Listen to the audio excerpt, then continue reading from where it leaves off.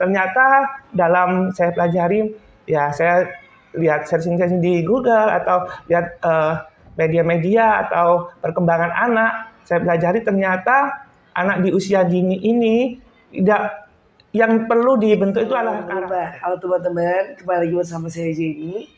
Dan kali ini kita akan ngobrol langsung bersama Pak Fandi Yuwono dari SD Negeri 25 Palembang. Iya, Pak, dari ya. SD Negeri 25 Palembang. Oke, halo Bapak, selamat pagi. Selamat pagi juga. Oke, gimana Pak hari ini? Alhamdulillah luar biasa. Baik ya Pak ya. Baik. Kalau hari kegiatannya ada mengajar Pak? Iya, mengajar. Kebetulan hari ini ada PTS, ulangan tengah semester. Oh, jadi tengah semester Pak ya sekarang ya. Oh, tengah semester nih, siapa teman-teman sahabat rumah yang lagi tengah semester di sini? Oh iya Pak, di sini kan berarti Bapak udah mengajar di SD Negeri 25. Ini udah berapa lama nih, Pak? Kalau untuk saya bertugas di SD Negeri 25 ini, saya tahun 2019 mulainya. Dulunya saya berasal dari Jawa, ikut CPNS di SD Negeri di Palembang ini. Alhamdulillah saya masuk di kota Palembang sini. Jadi lulus dari Jawa? Enggak, dulu honor di Jawa 12 tahun, yaitu di sana formasinya sedikit ya. Saya mengambil ini istilahnya kesempatan terakhir di usia 32. Alhamdulillah dengan berjuang sangat gigih ternyata bisa masuk, karena di sini saya lihat peluangnya cukup besar sehingga saya memanfaatkan peluang yang ada di sini. Jadi Pak Fandi sendiri sebenarnya asli orang mana nih? Orang Malang, Jawa. Oh, di sini perantauan saya. Saya merantau demi masa depan pertamanya. Jadi pindah dari Jawa, dari Malang Pak ya. Ke sini berarti ke Palembang. Palembang ya. Dengan penugasan di sini. Iya, penugasan. Sudah menikah belum Pak? Alhamdulillah sudah satu. Orang mana ini? Orang Palembang atau orang Malang? Jawa? Orang Blitar, orang Jawa Timur. Oh, jadi sama-sama merantau Pak ya. Saya di sini sendiri. Oh, anak istri masih di Jawa. Jawa semua. Masih di Jawa belum. Jadi Javanese ini, orang Jawa ini. Jadi Pak, kalau dihitung ya, sejak mulai dari PNS, udah kurang lebih 5 tahun Pak ya. 4 tahun lah. 3 tahun kan dulu waktu COVID, jadi penugasan di sini 2020 mulai ngajar, jadi 3 tahunan lah di sini. 3 tahunan lebih Pak ya. Tapi kalau 3 tahun lebih untuk mengajar sebelum dari PNS itu udah berapa lama Pak? Ya 12 tahun honornya ya. Sekarang 15 tahun lah kalau dihitung sama PNS ini. Mulai 2006 saya mengajar. 2006 lulus SMA. Oh, lulus jadi SMA langsung dibantukan di sana. Diminta ke sekolah untuk membantu SD. Oh, jadi Bapak itu kalau untuk start mengajar ya, kurang lebih udah 15 tahun. Iya, 15 tahun, 17 tahun. 17 tahun nih, sahabat rumah. Seorang Pak Fandi mengajar. Kalau boleh tahu Pak, sejauh mengajar sampai hari ini, pasti kan banyak ketemu siswa. Apalagi siswa yang ditemui itu beda pulau, Pulau Jawa, Pulau Sumatera. Gimana nih Pak adaptasinya?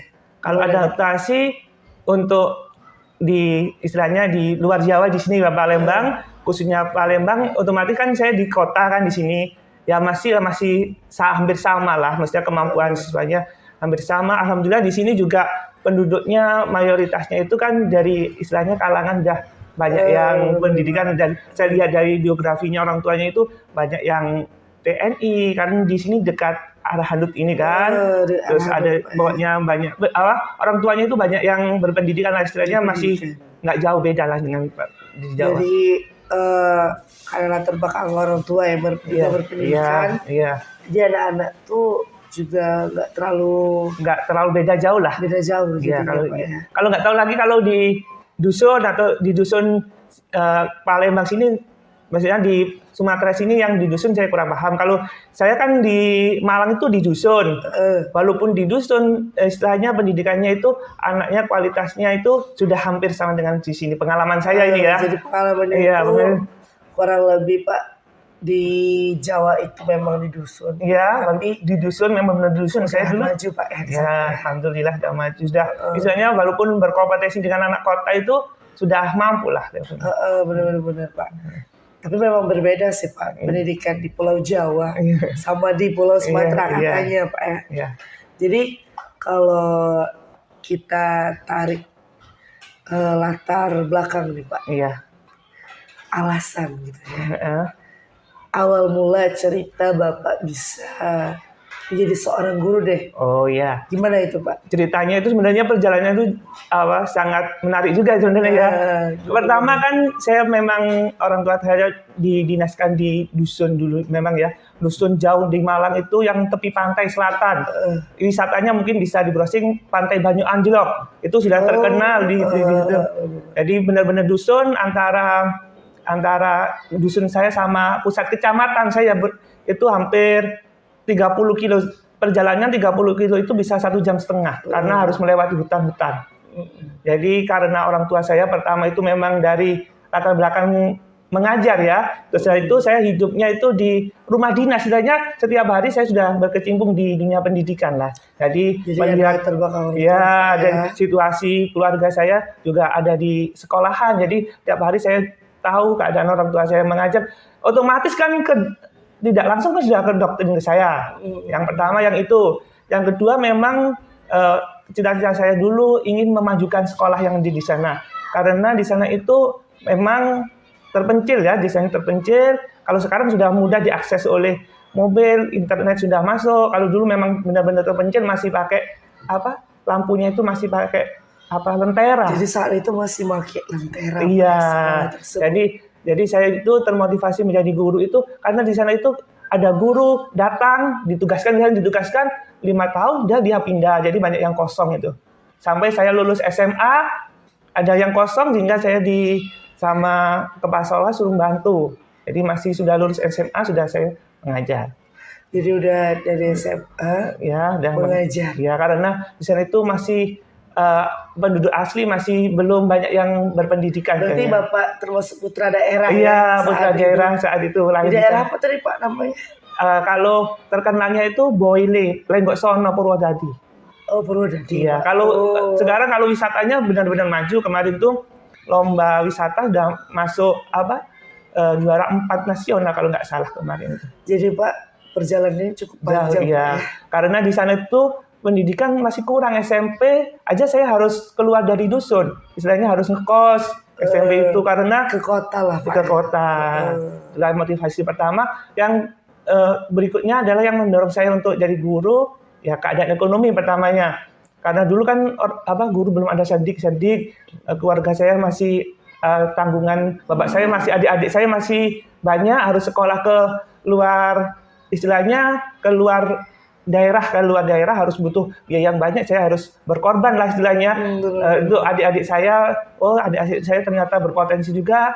Alhamdulillah sekarang adik saya juga ada yang sudah ada S2 di Korea juga, alhamdulillah. Oh, jadi udah ada yang keluar negeri dong Pak ya, keluarganya. Oke, sahabat Rumba. Jadi Pak Fandi ini juga cukup jauh Pak perjalanannya. Kalau kita ambil perbandingan, pasti beda Pak saat itu Bapak pertama kali jadi honorer sampai sebelum Bapak menjadi seorang guru di kota Palembang. Jadi pasti udah banyak perubahan nggak Pak saat itu? Sampai awal banyak sekali perubahannya. Saya saat jadi honor itu masih istilahnya masih ini pendidikannya masih kurang karena putra-putra daerah masih tahap berkembang. Tapi sekarang ini dalam 5 tahun ada lampu, istilahnya listrik masuk, itu mulai berkembang pesat. Itu ada sinyal internet masuk, juga jadi, Pak. Internet masuk itu sekarang sudah levelnya hampir sama dengan yang kualitasnya hampir sama dengan yang di kota lah. Jadi kalau di tahun 2019 jadi PNS, meninggalkan sudah tega istilahnya. Kalau dulu belum tega, Kalau dulu memang belum tega untuk meninggalkan karena masih banyak yang harus diperbaiki atau istilahnya harus yang butuh lah istilahnya. Yaitu saya di sana sudah saya rasa di dusun saya sudah bisa berkembang sehingga saya berniat izin ke orang tua saya boleh nggak saya ini istilahnya mengadu nasib di luar pulau. Alhamdulillah di situ di orang tua sehingga bisa ditempatkan di sini. Jadi Pak di sini ngekos Pak ya berarti? Sekarang alhamdulillah saya ngambil rumah KPR. Di Kota Palembang? Iya, di Gandus. Udah jadi orang Palembang gitu ya? Bapak Andinya udah jadi orang Palembang sahabat rumah. Yeah. Walaupun pindahan, gimana Pak suasana di Palembang? Bedanya sama di Purwodadi waktu itu? Kalau di Palembang ini memang yang saya rasakan kan di kota. Sudah enak lah semua akses sudah bisa terjangkau untuk anak-anak pun khususnya pendidikan, wali murid sudah istilahnya memfasilitasi dari teknologi juga alhamdulillah sudah cukup. Kalau ini masalah wisata sebenarnya kan saya juga istilahnya suka berwisata alam. Di sini belum ada wisata. Di sini jauh Pak. Ya. Udah beda kabupaten. Iya. Kalau pengen yang alam, wisatanya harus ke mall. Kalau di Kota Palembang kitanya itu yang kurangnya itu saya di sini itu kurang nyamannya itu kurang wisata alam. Iya benar Pak. Karena kalau di Kota Palembang itu mayoritas ya mall. Kota Pak. Iya. Kalau harus wisata alam tuh biasanya Pagara Alam. Iya. Beda 5 jam dari sini. Kalau untuk pendidikan saya rasa sudah nyaman. Alhamdulillah saya pun langsung ya ini berkat orang tua juga kan saya belum tahu mana itu Palembang kan belum tahu saya dipilihkan sama ibu saya formasi di SD 25 ternyata saya juga belum tahu juga SD 25 itu bagaimana kondisinya. Alhamdulillah saya ditempatkan di sini dengan fasilitas yang sangat mencukup memadai. Ya, alhamdulillah. Oh ya Pak, kalau kita lihat Pak ke belakang sampai hari ini. Pasti kan anak-anaknya juga beragam. Iya. Ada yang aktif, ada yang diem di kelas. Iya.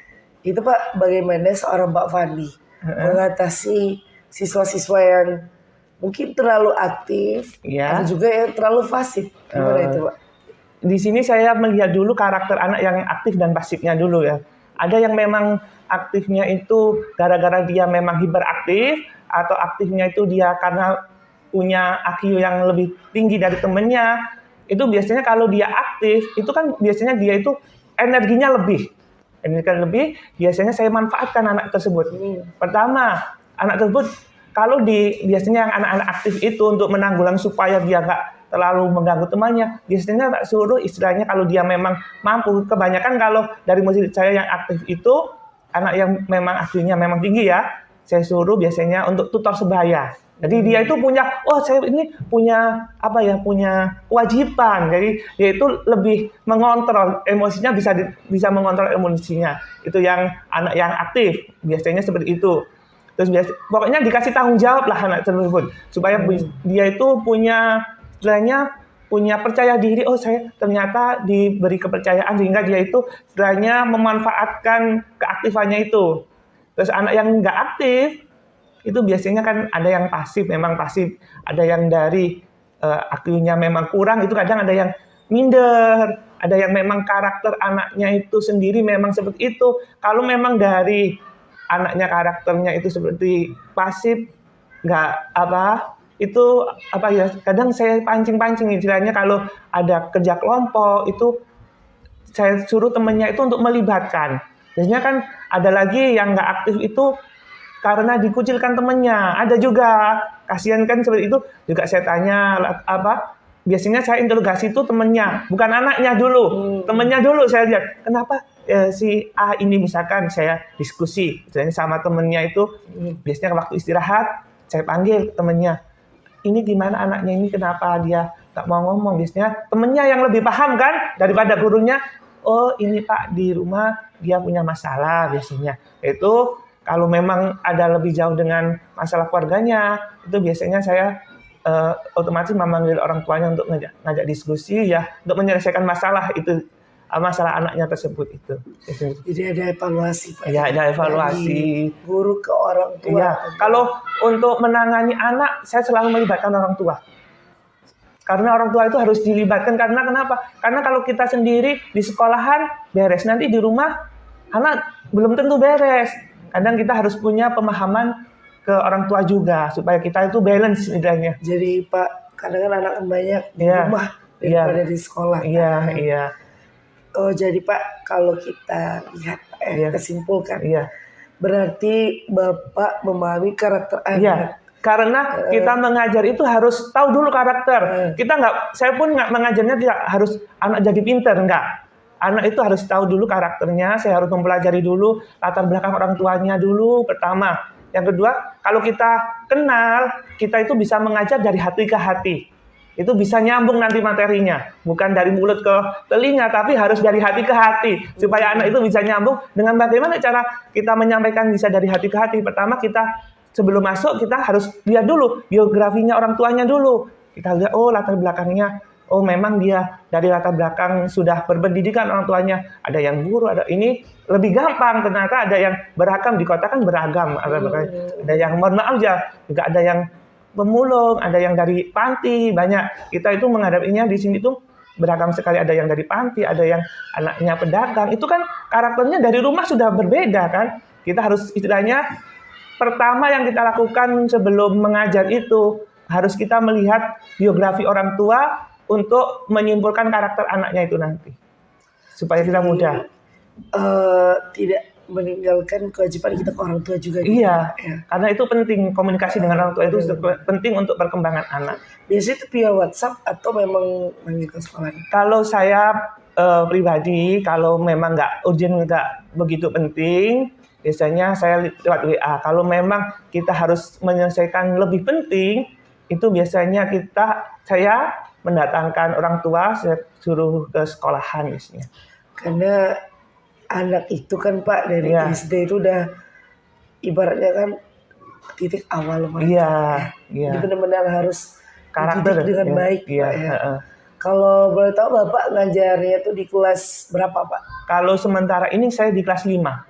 Oh jadi Bapak itu termasuk kelas tinggi ya? Kelas tinggi, mulai dari anak-anak pubertas. Iya, gitu ya. Mulai dari awal saya mengajar kelas 4, kelas 5, kelas 6. Kelas 6 itu hampir 9 tahun, yaitu saya ke sini, kelas 4 lagi. Kelas 5, terus selama 3 tahun ini, 2 tahun ini kelas sama.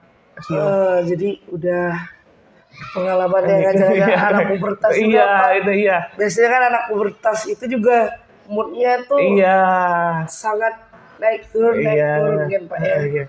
Terus kan udah bahas soal anak-anak yang ibaratnya membutuhkan perhatian yang khusus dari Bapak. Kalau Bapak sendiri sejauh ini Pak dari karir Bapak sekarang kita bahas, ada nggak Pak pengen apa gitu cita-citanya selanjutnya? Kalau dari cita-cita selanjutnya, kalau dari karir sebagai guru, kalau sebagai guru, saya rasa alhamdulillah saya sudah mencapai semuanya. PNS alhamdulillah sudah, Sedik sudah. Tapi untuk keinginan yang untuk pengembangan karir itu saya ingin dalam waktu dekat ini saya ingin menyelesaikan proyek saya membuat aplikasi. Membuat aplikasi pelayanan publik istilahnya. Kan tahun kemarin saya gagal di lomba-lomba yang diadakan Palembang kan. Pertama saya ikut ASIK Balitbank, aplikasi informasi yang diadakan Balitbank, saya masih belum masuk ke final kan, masih tahapnya semifinal, tapi sudah masuk di IGA, Informasi Government World yang diadakan Kemendagri dari 79 inovator di Kota Palembang. Alhamdulillah saya masuk ke situ. Itu saya juga ingin masuk ke istilahnya mencapai yang lomba di ASN World. Kemarin masih masuk semifinal karena aplikasi alat peraga atau media yang saya lombakan kemarin masih istilahnya kata jurinya masih manual, belum digolongkan untuk inovasi Kota Palembang, masih belum layak. Yaitu saya terpacu lagi untuk memperbaiki inovasi saya dalam bentuk digital. Jadi saya ini insya Allah dalam tahun 2024 semoga proyek saya untuk membuat aplikasi itu bisa tercapai sehingga bisa saya lombakan lagi supaya istilahnya dalam nasional bisa masuk, Kota Palembang bisa masuk. Kemarin evaluasinya dari jurinya itu yang aplikasi yang saya gunakan masih bertaraf tradisional atau masih belum, istilahnya kan sekarang sudah medianya media IT kan, jadi harus dikembangkan dalam bentuk IT. Jadi Bapak ini udah jadi guru IT juga ini ya? Istilahnya bukan guru IT tapi untuk mengembangkan media informasi yang ada khususnya di SD 25. Oke, jadi udah ada tenaga IT juga nih, udah guru merangkap jadi IT juga Pak ya. Kalau anggaplah itu sebagai pencapaian Pak ya. Karena kan sedikit Pak guru yang bisa di bidang IT yang otomatis ngoding Pak ya berarti, atau gimana Pak? Ya kan kita bukan ngoding, istilahnya kita memanfaatkan web yang sudah ada, kita modifikasi istilahnya. Kalau ngoding saya belum begitu bisa, jadi belum berani untuk ngoding. Tapi inovasinya udah bagus Pak, karena kan memberikan pemakaian teknologi di sini Pak ya jadinya. Jadi kan udah jadi sekolah yang mengenal IT Pak ya. Kalau Bapak sendiri selain jadi di bidang IT, lomba Pak ya. Iya. Ada nggak Pak apa pengen jadi kepala sekolah gitu atau pengen jadi pengawas? Sebenarnya kalau dari kepala sekolah ke pengawas itu masih angan-angan jauh sebenarnya. Saya masih enjoy jadi guru. Istilahnya kalau jadi guru itu jiwa saya sudah senang gitu loh, senang ketemu anak-anak, kita bisa ketemu banyak karakter dari anak-anak, bisa mengembangkan karakter anak-anak. Kalau jadi kepala sekolah memang ada keinginan tapi belum keinginan sungguh. Jadi belum terlalu menggebu-gebu. Iya, karena masih enjoy dengan guru. Kalau kepala sekolah mungkin berhubungan dengan administrasi atau mengatur banyak guru yang lain. Kalau saya kan sebagai guru masih enjoy ketemu anak-anak. Ibaratnya kalau di rumah ada masalah, saya ke sekolah nyanyi sudah terhibur. Jadi masih enjoy di guru lah. Masih suka banget Pak ya. Iya, masih anak-anak. Iya. Kalau Bapak sendiri nih Pak, kalau kita lihat Pak ya, jadi seorang guru kan tidaklah mudah Pak. Iya. Pasti ngatur mood anak-anak. Iya. Terus yang kelas 5, yang mood yang kadang ya kita nggak tahu Pak. Tiba-tiba mungkin perasaannya gimana gitu Pak ya. Kalau Bapak sendiri untuk mengatur mood anak di kelas agar tetap stabil untuk mau belajar itu gimana Pak? Biasanya saya buat ice breaking atau permainan lah, karena anak itu kan jiwanya masih jiwa permainan kan. Jadi di sela-sela pelajaran itu biasanya saya membuat permainan, ice breaking atau apa. Terus itu saya menerapkan di pembelajaran di kelas itu, saya tidak selalu menonton dengan metode ceramah. Biasanya saya menggunakan metode eksperimen, percobaan, supaya anak-anak bisa terlibat langsung aktif. Jadi anak-anak itu bisa, kalau kita cuma menjelaskan aja kadang anak jenuh kan. Kita harus melibatkan anak supaya anak itu terlibat aktif. Jadi anaknya itu moodnya tetap stabil. Jadi Pak beragam Pak. Iya, beragam. Metode pelajaran ya. Jadi sahabat rumah di rumah yang kepo soal Bapak ini, pasti kan Pak ada yang pengen tahu gimana pembelajarannya. Berarti Pak kalau dipikir udah mulai guru sekolah negeri pun selalu mengupgrade. Iya, harus mengupgrade dirinya tentunya. Kalau Bapak nih pasti ada perbandingan Pak. Iya.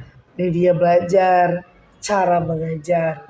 Di 15 tahun ke belakang sampai di hari ini, apa sih Pak inovasi seorang Pak Fandi saat mengajar itu Pak? Kalau saat mengajar ya mungkin dari pengalaman sudah 17 tahun ini ya. Kalau dulu saya memang pembelajaran saya itu saya targetkan ke pengetahuan ya. Jadi saya itu selalu menargetkan anak-anak harus tuntas ini. Jadinya emosi saya pun tidak akan stabil. Sebenarnya kan ekspektasinya anak harus bisa. Jadi akibatnya nanti saya akan sering marah-marah. Jadi istilahnya itu saya menuntut anak harus bisa. Harus bisa. Kalau dulu ternyata dalam saya pelajari, ya saya lihat searching di Google atau lihat media-media atau perkembangan anak, saya pelajari ternyata anak di usia dini ini yang perlu dibentuk itu adalah karakter. Karena saya dari awal pernah pengalaman mengajar yang saya ambil ya. kenapa saya tidak menuntut anak itu harus pinter? Ya ada memang anak ini pinter, harus saya kejar. Anak ini memang bidangnya pinter, harus saya bina untuk olimpiade. Kan saya juga di sini juga pembina olimpiade anak yang memang anak benar-benar pinter, harus saya dorong untuk itu. Ternyata ada yang pengalaman saya dulu dari anak itu memang nggak bisa baca. Kelas 6 itu belum bisa baca. Kelas 6 itu. Tetapi dia itu tidak pernah nyontoh temennya, tidak mau, walaupun dikasih contoh dia nggak mau. Alhamdulillah sekarang anak yang seperti itu malah berhasil. Jadi bos servis AC sekarang karena ketekunannya dia belajar di IT, akhirnya terjun langsung.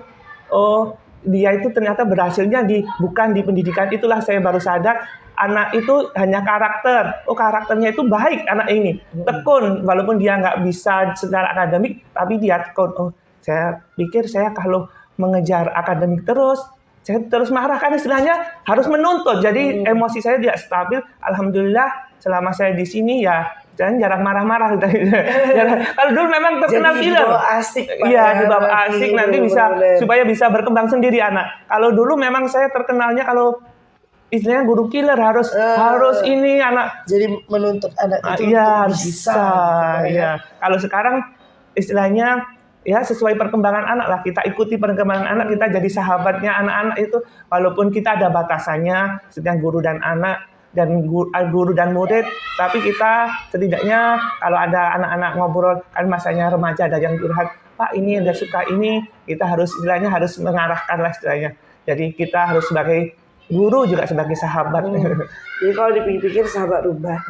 Jadi seorang guru itu bukan cuman mengajar, Pak. Iya. Jadi ada mendidik. Iya. Jadi teman. Jadi psikolog juga. Iya, jadi psikolog juga. Jadi harus memahami kondisi. Iya. Kan. Kalau Bapak nih, anak udah kita bahas. Iya. Beragam sekali anak-anak. Iya. Inovasi mengajar pun ada metode yang berubah. Iya. Iya, Pak ya. Iya. Sekarang tuh lebih santai. Lebih ibaratnya kalau kami pernah baca peribahasa itu, jangan memaksa ikan untuk memanjat pohon, jangan memaksa monyet untuk berenang. Iya, karena gitu, punya kemampuan sendiri-sendiri. Mereka juga punya kemampuan sendiri, Pak ya. Iya, benar itu. Kalau Bapak nih, Pak, sejauh pengalaman mengajar, kalau menghadapi anak yang mungkin dikatakan tanda kutip itu nakal nih, Pak. Iya. Sebenarnya sih nggak bisa dikatakan nakal. Iya, Pak, iya. Mungkin jahil, jahil, jadi lebih ekspresif gitu, Pak ya. Gimana itu, Pak? Ada kan pengalaman kalau seperti itu kan setiap tahun mesti ada kan. Ada yang anak yang mendominasi istilahnya. Itu kan nakal itu sebenarnya wujud dari dia mengekspresikan diri kan. Itu kalau pengalaman saya untuk mengatasi anak-anak yang nakal itu, pertama dia harus dikasih kepercayaan. Istilahnya dilibatkan dalam urusan organisasi kelas. Sebenarnya anak nakal ini biasanya kan dia potensinya mengatur temannya kan. Saya manfaatkan anak itu. Saya jadikan istilahnya jadi ketua keamanan atau istilahnya dia ketua kelas atau wakil kelas, dan kan dia saya dijadikan wakil, saya harus jadi contoh. Itu akan mengurangi anak jadi nggak jadi nakal. Supaya kalau anak nakal itu kan kalau dikasih kepercayaan dia akan menjaga kepercayaannya sebenarnya. Kayak beban untuk aku jadi contoh, harus nggak nakal, harus nggak jahil. Jadi kalau setiap anak itu nakal, kamu ini harus jadi contoh temennya. Jadi dia itu punya saya diakui di sini. Sebenarnya anak nakal itu sebenarnya dari saya lihat dari pengalaman saya, ada yang sedikit bermasalah di keluarganya biasanya. Jadi itu kadang nakalnya itu butuh kepercayaan atau butuh perhatian atau butuh dia itu mencari jati dirinya biasanya. Jadi saya manfaatkan untuk itulah, untuk jadi pengurus atau misalnya dikasih tanggung jawab. Kalau anak dia dikasih tanggung jawab, dia mempunyai mental, saya ternyata di sini diakui, istilahnya saya dibutuhkan di sini. Jadi anak itu agak terkontrol untuk nakalnya. Jadi salah satu mengatasi, Pak, yang jahilnya tadi itu dengan diberi tanggung jawab. Beri tanggung jawab, benar. Kalau untuk berarti Bapak Pak Pandi ini adalah guru kelas berarti. Guru kelas. Wali kelas. Wali kelas. Berarti Pak otomatis mempelajari seluruh pelajaran dong Pak. Iya, iya. Gimana itu Pak? Ada kesulitan nggak Pak? Kalau kesulitan, alhamdulillah sih tidak ada kesulitan. Ada kan masih tingkat SD juga Pak ya. Iya. Jadi udah jadi ngerangkap guru apa? Ngerangkap jadi guru IPA.